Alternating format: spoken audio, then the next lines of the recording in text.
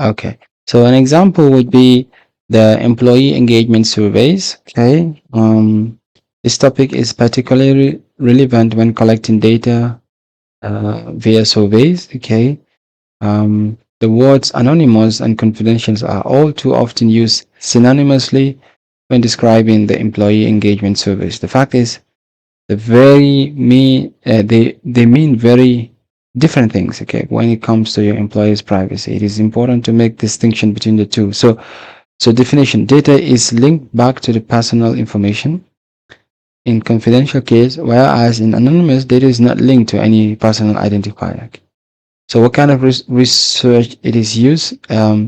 Mainly both in qualitative and quantitative, but for anonymous, mostly in quantitative, when you just need the numbers, okay, the statistics.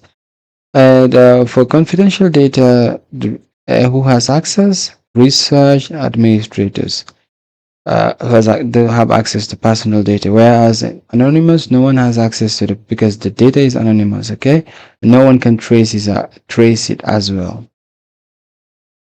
Here discuss more on the advantages and the disadvantages of both um, confidential and anonymous data. Okay, so for the advantages of confidential, okay, well, your survey data will offer insights. It's more rich. Okay, demographic information will be automatically linked to a specific group. Okay,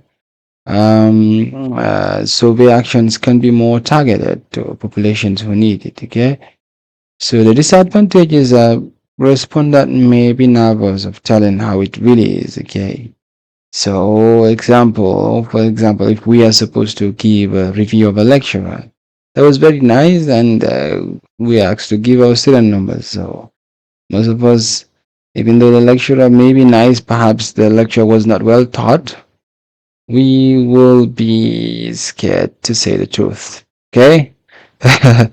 So, I think that is a disadvantage. But for the anonymous, that is not the case. Okay, the advantage is that respondents may be more comfortable saying what they really think. Okay, the feedback, particularly about sensitive topics, will be more honest.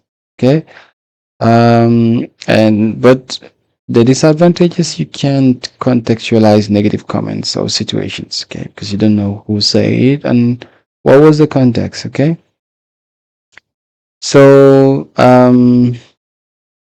this concludes the chapter 3. Okay. Thank you.